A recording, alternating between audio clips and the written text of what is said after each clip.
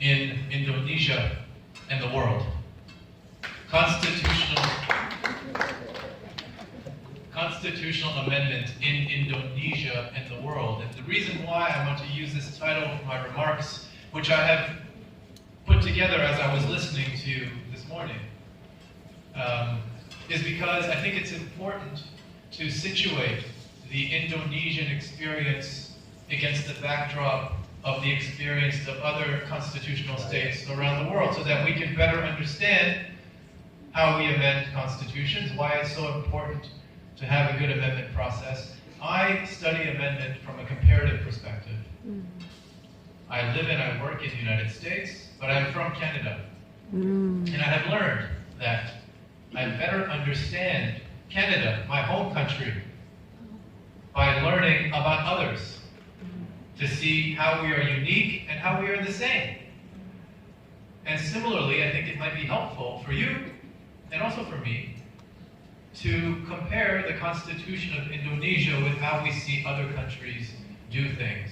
And that will help you understand maybe why you do things a certain way. Maybe it's a way for the world to learn from you. Maybe it's also a way for you to learn from the world. And so, constitutional amendment in Indonesia and the world, I want to make 5 points. The first is about amendment design. How do we amend constitutions? What are the rules for amendment? And how do these rules differ across jurisdictions? Second, unamendability. Why do we have unamendability? What is unamendable here in Indonesia? And is unamendability a good thing? 3, what counts as an amendment? What counts as an amendment? Some changes to constitutions are amendments in name alone. We call them amendments. They look like amendments. They are passed as an amendment, but they are really something more than a simple amendment to the Constitution. 4, what makes a constitution endure? What makes a constitution last a long time? The Constitution of Indonesia is 74 years old. That's a long constitution. Why has it endured for so long? Finally, 4th, I will end with the most controversial discussion, which is what should be the role of the court in constitutional amendment? What should be the role of the Indonesian Constitutional Court when it comes to constitutional amendments? So, 5 points. I'll go through them briefly. I'm happy to take more questions, but 5 points about constitutional amendment in Indonesia and the world. First, amendment design. Article 37 of the Indonesian Constitution explains that there's one way and one way alone to amend the Constitution of Indonesia. Yes? First, you have proposal by a third. Second, there must be 2/3 quorum requirement, attendance. And then finally, third, there must be a vote of 50% plus 1 to amend the Constitution. This is the only way there is in the Constitution of Indonesia to amend the Constitution. Is that good or bad that you have just one way to amend the Constitution? Well, first you should know that you are not alone. That there are many other countries that have only one way to amend the Constitution. Germany has just one way to amend the Constitution. Japan, just one way to amend the Constitution. These cases, the Constitution says, if you want to amend it, you must use this procedure and this procedure alone. There are no other alternatives. But there are other ways that one might design an amendment rule. So for example, instead of having just one rule to amend the Constitution, some countries have multiple procedures. And each of these procedures is specifically designated for amending a specific part of the Constitution. So for example, the Constitution of South Africa, which was mentioned here earlier today, has 3 procedures to amend the Constitution. Each of these 3 can be used to amend a different part of the Constitution. The first rule for this part, the second rule for this part, and the third rule for that part of the Constitution. And so what does this mean?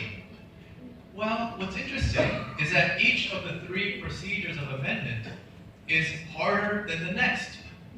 Why? Why is this easy? Why is this moderate? And why is this difficult?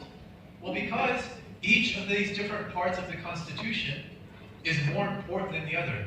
So, this part of the Constitution that can be amended only using the moderate procedure is more important than this part, which can be amended only using the easy procedure.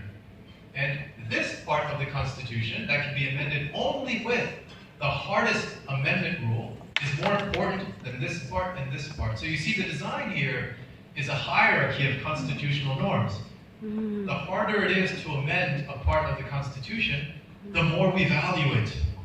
And so the Indonesian Constitution tells us that everything is at the same level.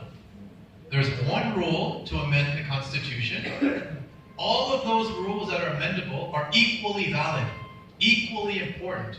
Whereas in other countries, like South Africa, like India, like Canada, that have multiple procedures for constitutional amendment, they create a constitutional hierarchy. So they say, this is the most important because it can be amended only with the hardest amendment rule. And this is the least important because it can be amended with the easiest amendment rule. You don't make that distinction. You do make things unamendable. I will come back to that. But for the things that are amendable, you don't make that distinction. That's the first point about amendment design. Second point about amendment design is that you have one rule to amend the Constitution, and that rule provides only one way to initiate, to propose, and to ratify an amendment. What is the consequence of that? The consequence is, imagine the president and imagine the people all want an amendment. They all agree that an amendment is a good idea. But imagine also that the amendment body, the legislative assembly, does not want the amendment. It cannot pass because it's blocked by the assembly.